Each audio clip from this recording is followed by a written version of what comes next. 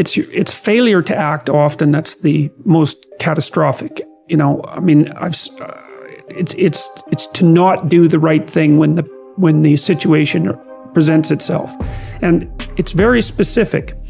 You know, you're constantly in situations where you could do the right thing if you were willing to take a risk that's actually of relatively moderate size.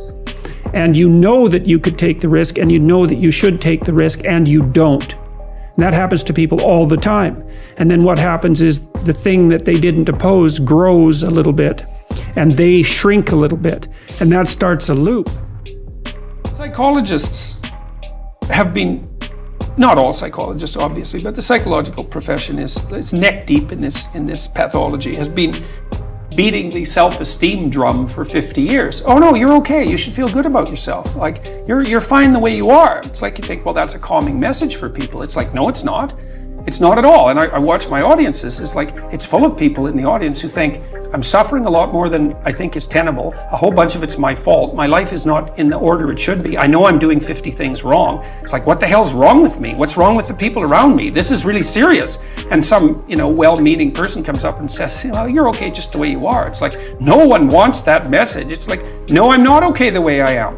I'm not okay at all the way I am. I know that. And so, when I'm speaking when I'm speaking now, I say to people, well, you're nowhere near what you could be. That's the positive message. It's like, yeah, you're a mess, but you don't have to stay that way. But you're a mess, you know it, obviously. You're suffering away like so much you can barely tolerate it. It's like, that's okay. You can do something about it. When I talk to people about doing the future authoring program, they often put it off, and it's not surprising because it's hard. But it's more than that. They think, well, I don't know how to write. I'm going to do a bad job. I don't really like assignments. I'm going to have to do it perfectly. I need to wait till I have enough time. And like one of those is enough to stop you cold, and all 5 of them, you're just done. And so I tell people, do it haphazardly, a tiny bit at a time, and badly, because you can do that. I tell my students when they're doing their thesis, master's thesis, write a really bad first draft. And then we have a little conversation about that, because they don't think I mean that. Because it sounds like a cliche in some sense. It's not a cliche. It's not a cliche at all. It means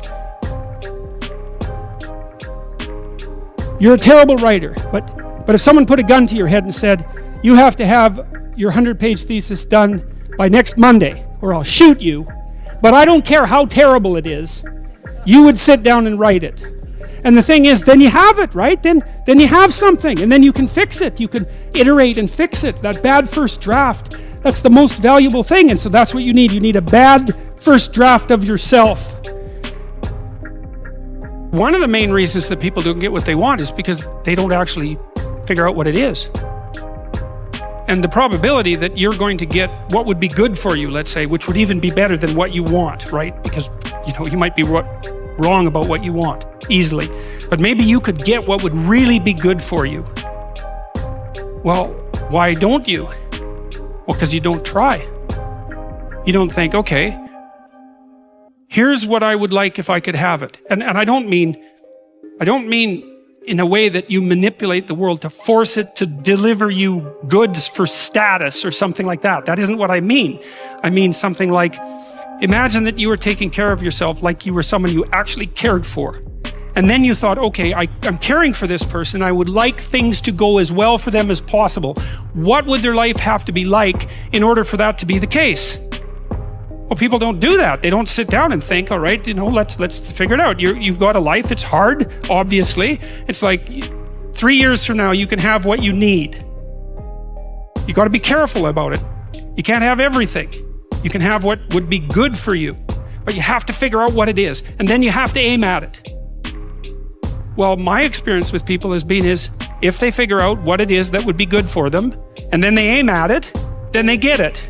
And it's strange because it's a strange thing. It's not quite that simple because, you may formulate an idea about what would be good for you, and then you take 10 steps towards that, and you find out that your formulation was a bit off, and so you have to reformulate your goal.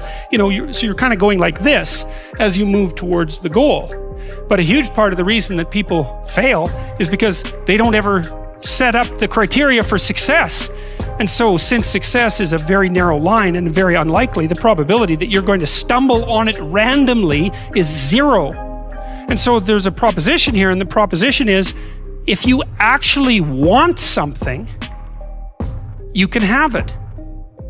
Now the question then would be, well, what do you mean by actually want?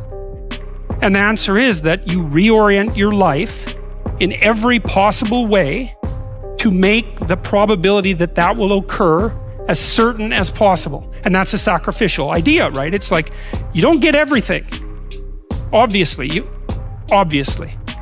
But maybe you can have what you need. And maybe all you have to do to get it is ask. But the asking isn't a whim or today's wish. It's like, you have to be deadly serious about it. You have to think, okay, like, I'm taking stock of myself. And if I was going to live properly in the world and I was going to set myself up such that being would justify itself in my estimation, and I don't mean as a harsh judge, exactly what is it that I would aim at? What's the rule with the schedule? It's not a bloody prison. That's the first thing that people do wrong. They say, well, I don't like to follow a schedule. It's like, well, what kind of schedule are you setting up? Well, I have to do this, then I have to do this, then I have to do this, and then I just go play video games, because who wants to do all these things that I have to do? It's like, wrong. Set the damn schedule up so that you have the day you want. That's the trick. It's like, okay, I've got tomorrow. If I was going to set it up so it was the best possible day I could have, practically speaking, what would it look like? Well, then you schedule that. And obviously there's a bit of responsibility that's going to go along with that, because if you have any sense, one of the things that you're going to insist upon is that at the end of the day, you're not in worse shape than you were than at the beginning of the day, right? Because that's a stupid day. If you have a bunch of those in a row, you just dig, you dig yourself a hole and then you bury yourself in it. It's like, sorry, that's just not a good strategy. It's a bad strategy. So maybe 20% of your day has to be responsibility and obligation, or maybe it's more than that, depending on how far behind you are. But even that, you can ask yourself, okay, well, I've got these responsibilities. I have to schedule the damn things in. What's the right ratio of responsibility to reward? And you can ask yourself that, just like you'd negotiate with someone who is working for you. It's like, okay, you got to work tomorrow. Okay, so I want you to work tomorrow. And you might say, okay, well, what are you going to do for me that makes it likely that I'll work for you?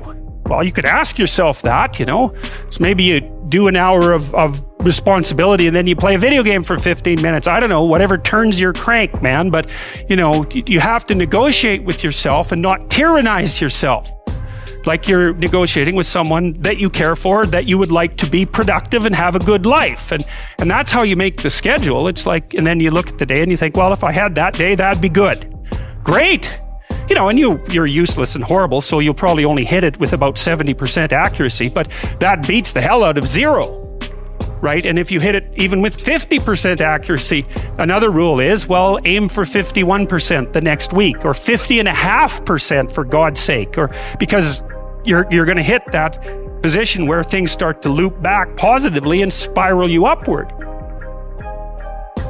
And some of this is from clinical experience. If you take people, and I've told you this, and you expose them voluntarily to things that they are avoiding and are afraid of, that they know they need to overcome in order to meet their goals, their self-defined goals. If you can teach people to stand up in the face of the things they're afraid of, they get stronger. And you don't know what the upper limits to that are, because you might ask yourself, like, if for 10 years, if you didn't avoid doing what you knew you needed to do, by your own definitions, right, within the value structure that you've created, to the degree that you've done that, what would you be like? Well, there are remarkable people who come into the world from time to time, and there are people who do find out over decades-long periods what they could be like if they were who they were, if they spoke their being forward.